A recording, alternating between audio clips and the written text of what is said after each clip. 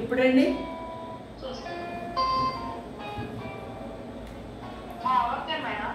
Okay. ప్రభునందు ప్రియమైన దేవుని బిడ్డలకు ప్రభు నామ పేరట వందనాలు స్తోత్రములు చెల్లిస్తూ ఉన్నాను.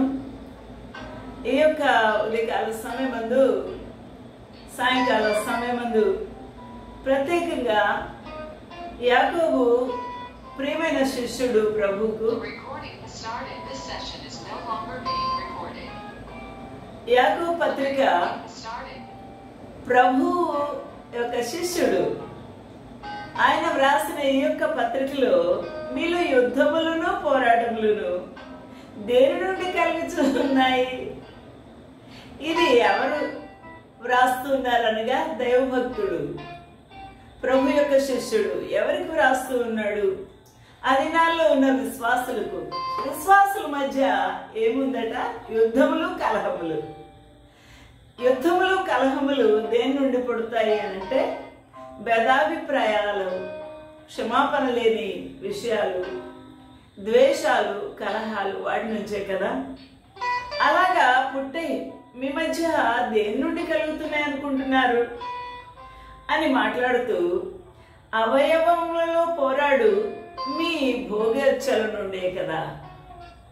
అంటే ఒకరు ఏసీ వేయమంటే ఇంకొకరు ఫ్యాన్ సరిపోతుందంట, ఇంకొకరు ఈ ట్యూబ్ లైట్ ఉంటే సరిపోద్దంటే ఇంకొకరు ఫ్లడ్ లైట్ అడుగుతారు.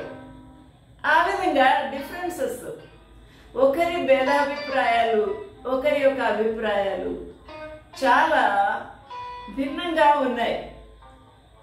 అందువలన ఈ యొక్క భయంకరమైన స్థితి జరుగుతూ ఉన్నది. అవయవములలో పోరాటము. ఇప్పుడు మన జీవితంలో మనం ఎదుర్కొంటున్న నిత్యము ఈ పోరాటమే. ఈ పోరాటంలో మన కన్ను చూడమంటది, కానీ మనసాక్షి ఇది వద్దు అని అంటది. ఎందుకు ఆ వాల్ పోస్టర్ చూస్తావు? అసహ్యమైన ఆ బొమ్మలు చూడకూడదు కదా. ఈ యూట్యూబ్లో ఉన్న ఈ అపవిత్రమైనవి మనం చూడకూడదు కదా. ఎందుకు అని మనసాక్షి మనల్ని గద్దిస్తుంది. అయితే మన కన్ను అటే వెళ్తుంది, మన యొక్క ఆలోచన అటే వెళ్తుంది, మన యొక్క ఆసక్తి కూడా అటే వెళ్తుంది. నా ప్రియులరా, ఇది ఎంత దౌర్భాగ్యమైన స్థితితో ఆలోచన చేద్దాం. అంటే మన కంటికి, మన మనసాక్షికి, మన ఆలోచనకు, మన మనసాక్షికి, మన యొక్క హృదయంలో ఉన్న కోరికలకు దేవుడు మనకిచ్చిన మనసాక్షికి కూడా ఏం కలిగింది? భేదాభిప్రాయాలు కలుగుతూ ఉన్నాయి. ఎవరో గురించి కాదు, ఏ దేశాల గురించో కాదు, ఏ రాజ్యాల గురించో కాదు, మన శరీరంలో ఉన్న మన అవయవములకే. ఇది ఖచ్చితంగా మనం అర్థం చేసుకోవాల్సిన విషయం. అయితే ఇవి భోగేచ్ఛల నుండే. నేను మటన్ బిర్యానీ తింటాను అని మన మన పాప అంటుంది, నేను చికెన్ ఫ్రై తింటాను, అది కూడా చికెన్ 60 తింటాను అని అంటది. అంటే ఇద్దరు బిడ్డల మధ్య భేదాభిప్రాయాలు, వారి రుచుల మధ్య, ఆలోచనల మధ్య భేదాభిప్రాయాలు.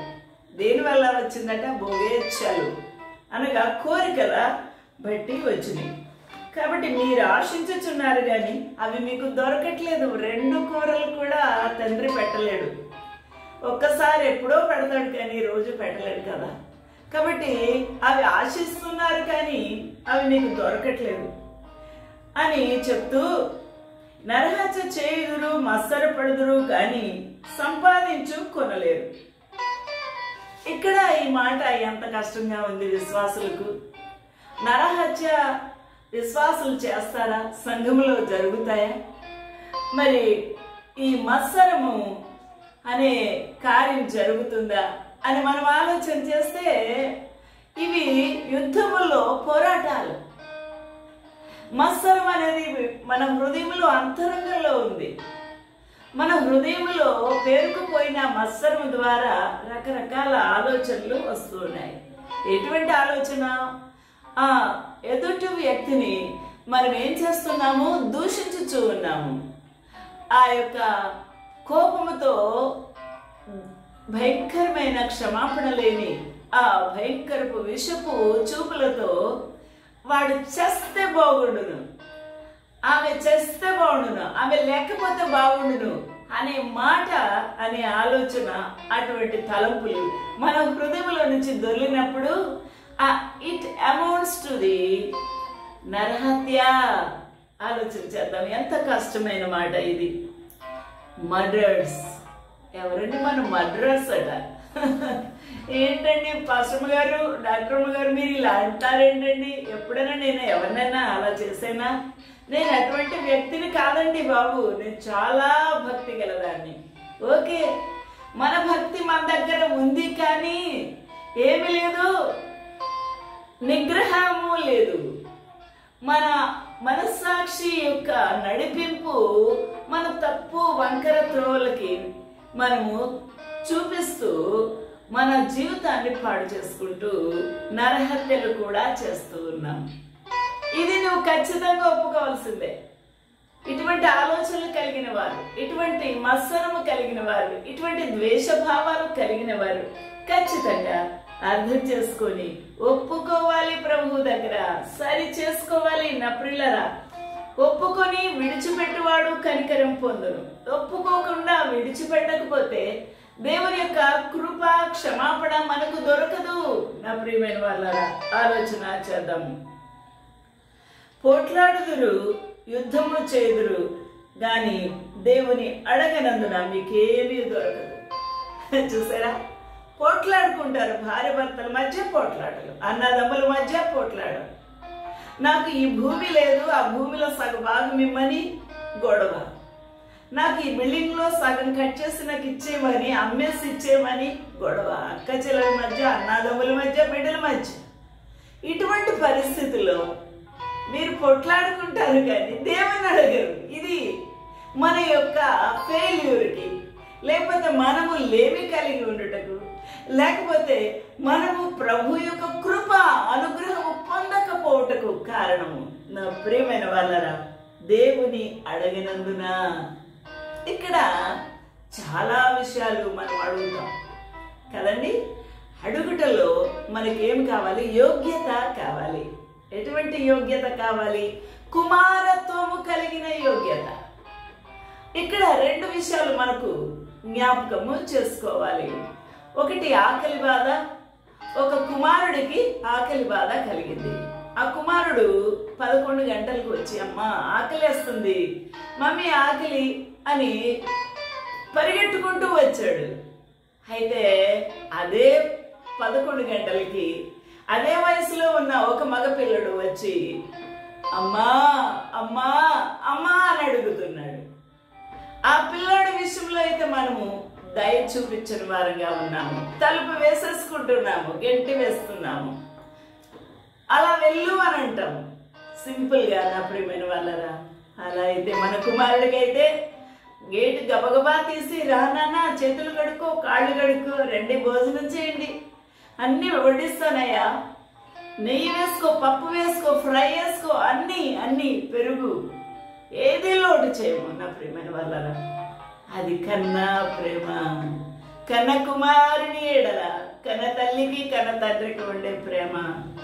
అయితే అవతల ఉన్న బాబు కూడా ఆకలి బాధే, ఆయన కూడా సేమ్ వయస్సే. అటువంటి ఆ బాబు విషయంలో జాలి కనికరము ఈ స్త్రీకి లేదు. ఈమె కూడా అమ్మ అని పిలువబడింది. ఎందుకంటే రక్త సంబంధము, అది పరాయి సంబంధం. నీ జీవితంలో ప్రభువు సన్నిధిలో నువ్వు వెళ్ళి అడుగుతున్నప్పుడు హక్కుదారుడుగా అడగాలి, హక్కుదారురాలిగా అడగాలి. నాన్న నాకు ఇది కావాలి అని అడగాలి. యోగ్యమైన రీతిలో అడగాలి. యోగ్యమైన రీతిలో. రోజు భయంకరమైన పాపాలు చేస్తూ కుప్పలు కుప్పలుగా నింపుకుంటూ దౌర్భాగ్యము, దౌష్ట్యము, కోపము, విషము, ఇవన్నీ కూడా హృదయం నిండా నింపుకుంటూ ఈ పనులన్నీ రోజు చేస్తూ మనం దేవుని దగ్గరికి వెళ్ళి అడిగితే ఆయన ఇష్టపడతాడా మనల్ని? ఆలోచన చేద్దాం. ఈ రోజున నీ జీవితంలో, నా జీవితంలో ఆలోచించాల్సిన చాలా ప్రాముఖ్యమైన విషయం ఏమనగా, మనము యోగ్యమైన రీతిలో మనము మాట్లాడాలి, యోగ్యమైన రీతిలో ప్రభువుని అడగాలి, హక్కుదారులుగా మనం ప్రభు సన్నిధికి వెళ్ళాలి. హల్లెలూయా, దేవునికి మహిమ కలుగుగా. ఈ యొక్క అద్భుతమైన ఈ యొక్క ప్యాసేజ్లో ప్రభు మనతో మాట్లాడుతున్నాడు. మీరు అడిగినను మీ భోగముల నిమిత్తము వినియోగించుటకై దురుద్దేశంతో అడుగుదురు.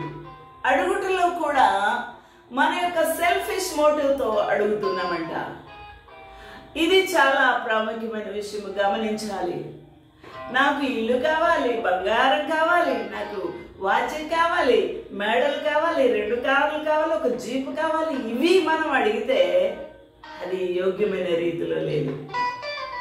ఆలోచన చేద్దాం. యోగ్యమైన రీతిలో అడగాలి. నీకు ఖచ్చితంగా ఏది అవసరమో అదే అడగాలి. నువ్వు అడగాల్సింది ఏంటో తెలుసండి, మనం అడిగే విషయంలో చాలాసార్లు ఈ భౌతికంగా ఈ లోకములో ఉన్న వాటి గురించే అడుగుతాం. అనగా మనకు శరీరానికి కావలసిన ఆహారం గురించి, ఐశ్వర్యం గురించి, బంగారం గురించి, మేడ విద్యలు, లేకపోతే ఆ ధనధాన్యాల గురించి అడుగుతాం. కానీ మన ప్రభు ఒకటి ఆశపడుతున్నాడు. వీరి యొక్క హృదయం ఎటువంటి ఆశతో ఉంది? ప్రభు మనకి ఇచ్చినవి ఏంటో తెలుసండి, మన కాళ్ళ కింద బంగారం పెట్టాడు. వజ్రాలు, వైడూర్యాలు, మట్టి, సిమెంటు, టీక్, ఇవన్నీ అన్ని రకాల టింబర్స్, ఇవన్నీ కూడా కాళ్ళ కింద ఉన్నాయండి. ఈ కాళ్ళ కింద పెట్టాడు ప్రభు. వీటి మీద అధికారం కూడా దేవుడు పెట్టాడు.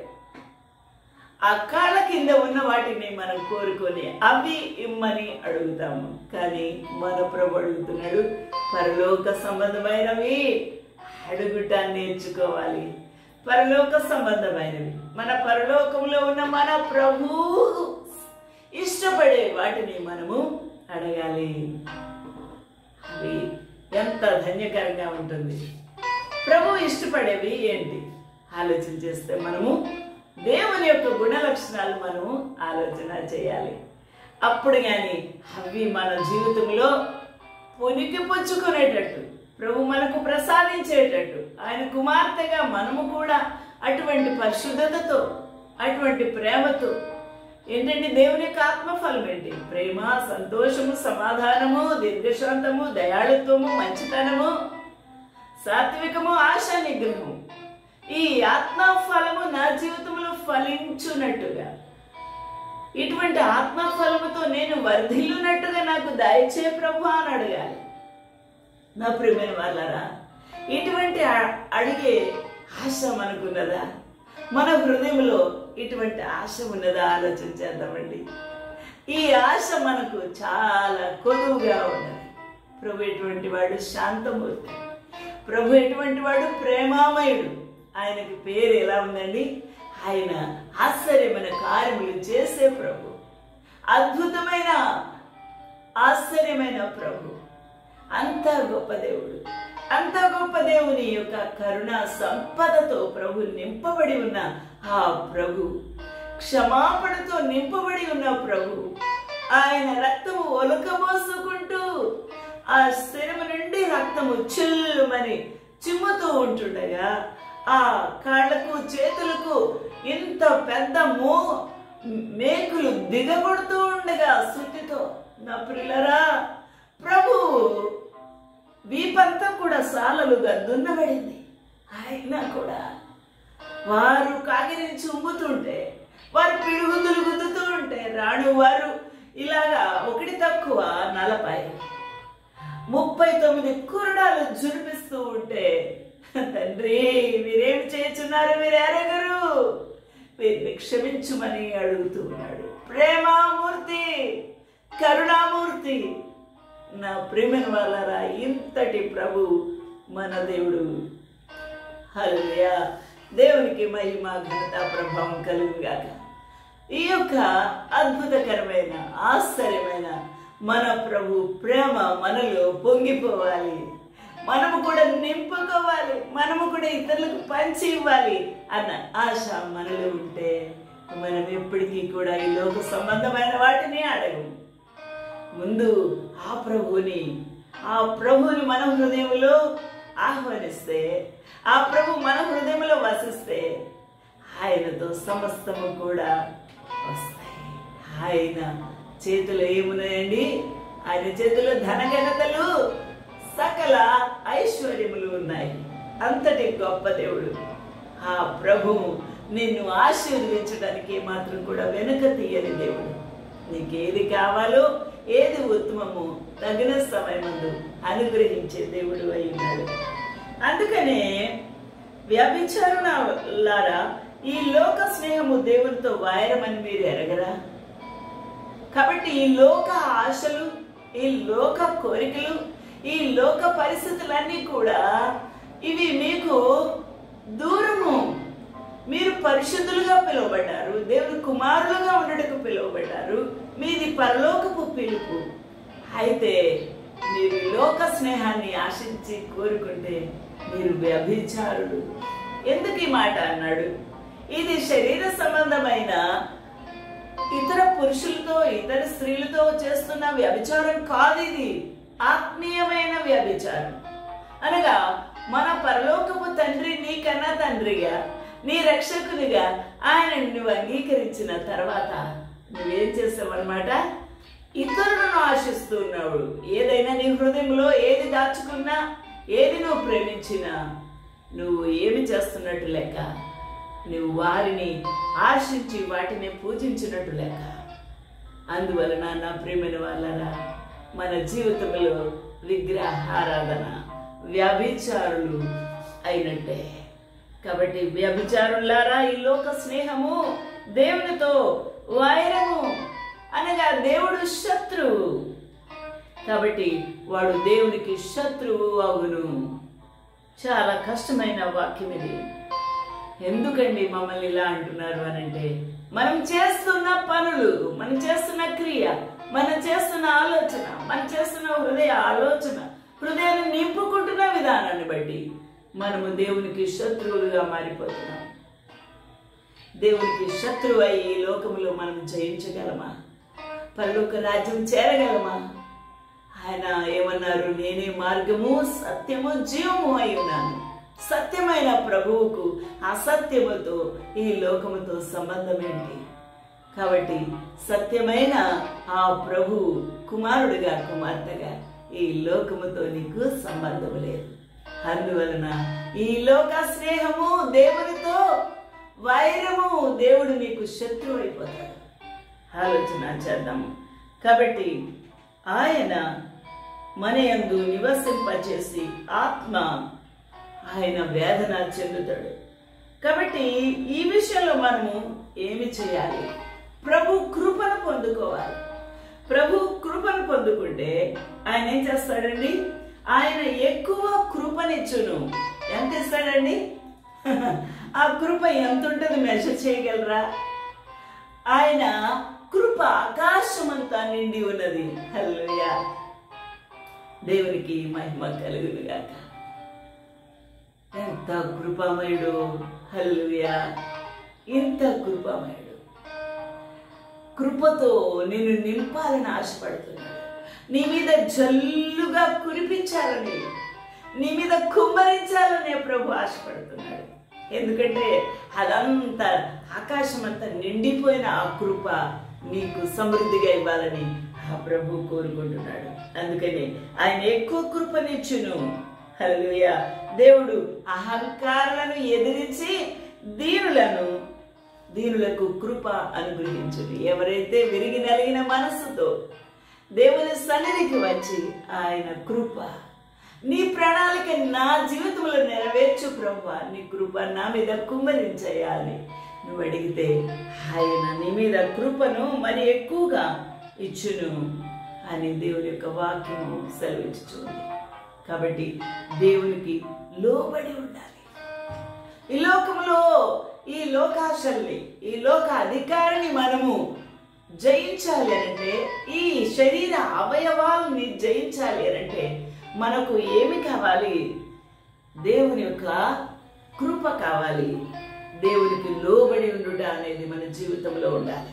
అప్పుడు అపవాదిని మనము ఎదిరించగలము.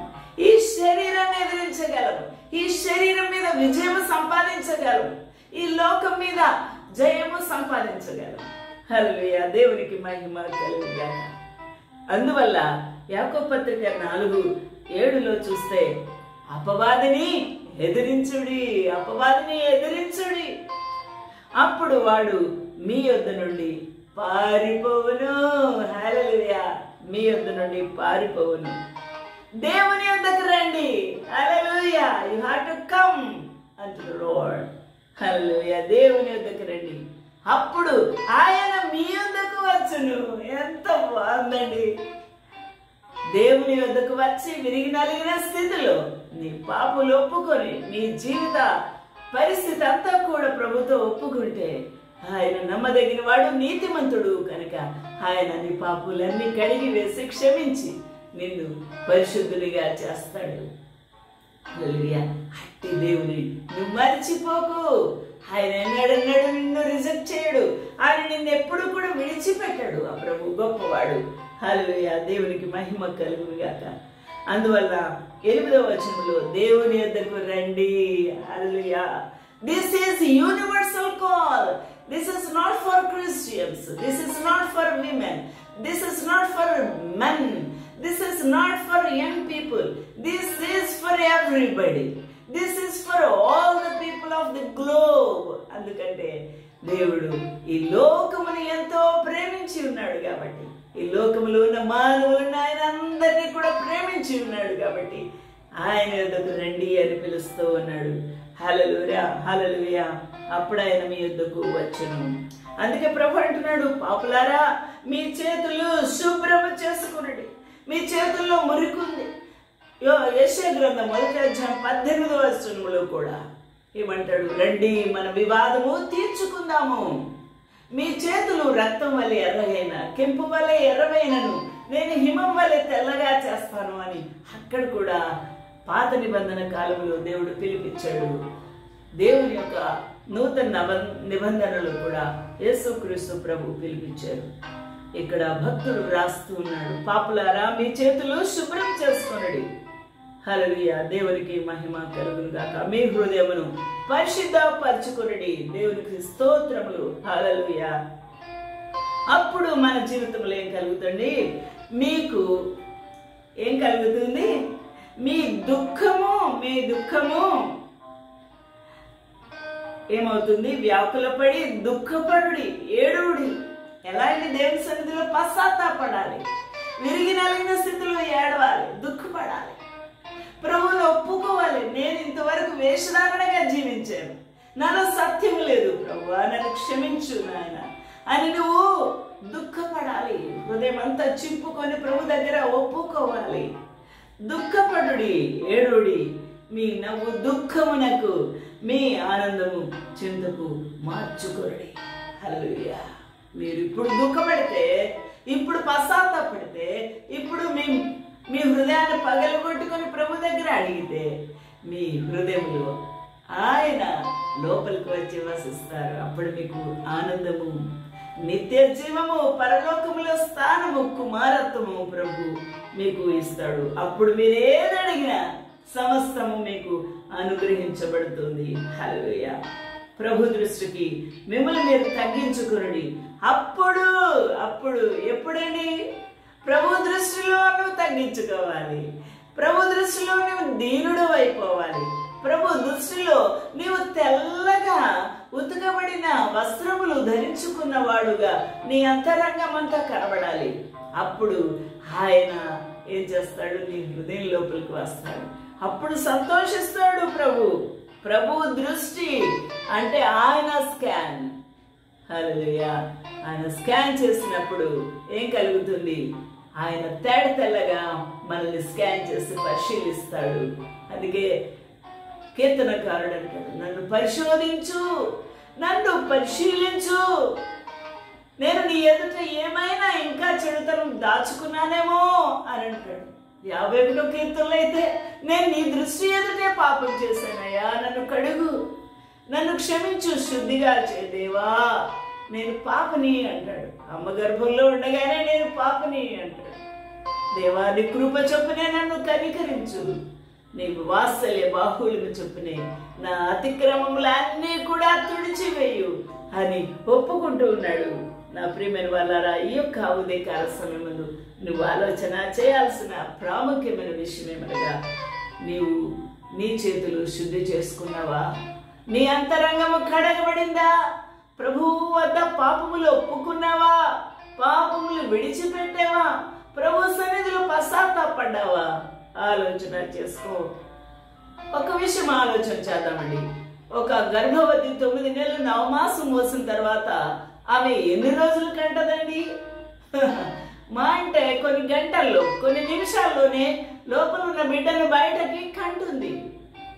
ఆ విధంగా నీ అంతరంగంలో పశ్చాత్తాపం కలిగితే, నువ్వు దుఃఖపడితే, నిజంగా నేను పాపిని భ్రష్టత్వంలో ఉన్నానని నువ్వు అడిగితే ప్రభు నిన్ను కడుగుతాడు. నువ్వు ఒప్పుకుంటావు, విడిచిపెడతావు.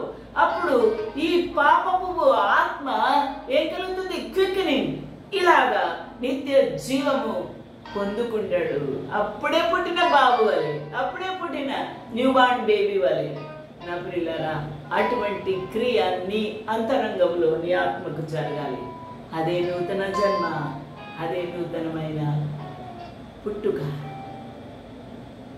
నా ప్రియమైన వాళ్ళ రక్షించబడిన వారు కూడా అనేక సార్లు ఈ లోకానుసారంగా జీవిస్తున్నారు, ఈ లోకానుసారంగా ఆలోచిస్తున్నారు, లోక స్నేహము చేస్తూ ఉన్నారు.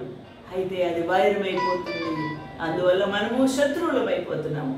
ఆ విధంగా కాదు, ఆ విధంగా కాదు. దేవునికి స్నేహితులం అయిపోవాలి, దేవుని యొక్క కుమారులం అయిపోవాలి. దావీదు దేవుని యొక్క హృదయానుసారుడు అయ్యాడు. మోషే దేవుని యొక్క ఇల్లంతట్లో నమ్మకమైన వాడుగా ఉన్నాడు. మరి నీ సంగతి ఏంటి? నీ పేరు పెట్టి మరి డాష్ డాష్ అని మనము ఖాళీ పెట్టి ఫిలప్ చేసుకోండి అని అంటే నువ్వేమని ఫిలప్ చేసుకుంటావు? ప్రభు నీ గురించి ఏమని వ్రాస్తాడు, ఏమి అనుకుంటున్నాడు, ఏమి ఆలోచిస్తున్నాడు, నువ్వు జ్ఞాపకం చేసుకోవాలి. నీ డయాగ్నోసిస్ ఏంటి? ఆలోచన చేద్దాం. ఎంతవరకు నటన బ్రతుకు, ఎంత కాలము నటన బ్రతుకు. ఈ వేషధారణ దేవునికి విరోధము. జాగ్రత్త, ఆలోచన చేద్దాము. అందువలన ప్రభు దృష్టికి మిమ్మల్ని మీరు తగ్గించుకొనుడి. 10వ వచనము యాకోబు పత్రిక 4:10. అప్పుడు ఆయన మిమ్మును హెచ్చించును. ప్రభువు చూసినప్పుడు, ఆయన స్కాన్ చేసినప్పుడు, ఆయన అంతరంగంలో పరిశోధించినప్పుడు నీవు తగ్గింపు కలిగి ఉండాలి. గర్వం, అహంకారం నీలో ఉండకూడదు. నా ప్రియులారా, నువ్వు తగ్గించుకుంటావా? ప్రభు వద్దకు వస్తావా? ఆయన నీ దగ్గరకు వస్తాడు. ప్రభు పాదాలు పట్టుకుంటావా? నన్ను క్షమించు, నేను నిజంగా వేషధారిని ప్రభా, నేను దౌర్భాగ్యురాలిని నాయన, నేను పాపిని నాయన, నేను దుష్టురాలిని, చెడు తలంపులతో ఉన్నదాన్ని, నేను లోక స్నేహము కోరిన వాడిని, నన్ను క్షమించు, నీ రక్తదానితో నన్ను కడుగు, నేను పరిశుద్ధుడుగా చెయ్యి అని ఈరోజు అడుగుతావా? దేవుని వద్దకు వస్తావా? ఆయన నీ దగ్గరకు వస్తాడు, నీతో సహవాసం చేస్తాడు, ఆయన నీతో భోజనము చేస్తాడు. నా ప్రేమ వల్ల ప్రభువు పిలుస్తూ ఉన్నాడు. రమ్మాను చున్నాడు నిన్ను ప్రభు యేసు, వాంఛాతు తన కరము చాచి రమ్మాను చున్నాడు, వాంఛాతు తన కరము చాపి రమ్మాను చున్నాడు. కన్నీరంతా తుడుచును, కను పాపవలి కాపాడు, కన్నీరంతా తుడుచును, కను పాపవలి కాపాడు, కారు మేఘం వలె కష్టములు వచ్చినను కనికరించి నిన్ను కాపాడును, రమ్మాను చున్నాడు నిన్ను ప్రభు యేసు, వాంఛాతు తన కరము చాచి రమ్మాను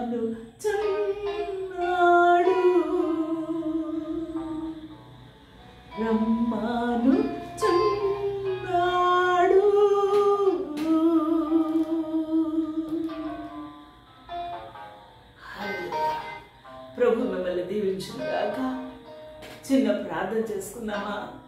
పరిశుద్ధుడా, నన్ను క్షమించు, నా పాపములు క్షమించాయా. నీ రక్తదాలతో నన్ను కడుగు, తెల్లగా నా వస్త్రములు కడుగు. నన్ను మీరు అంగీకరించండి. దుష్ట స్నేహము, లోక స్నేహము నీకు విరోధమని అర్థం చేసుకున్నాను. సహాయం చేయమని యేసు పరిశుద్ధుడవున అడుగుచున్నాను తండ్రి. ఆమేన్. ప్రభు మిమ్మల్ని దీవించును గాక. ఆమేన్. హల్లెలూయా. ప్రభు మిమ్మల్ని దీవించును గాక.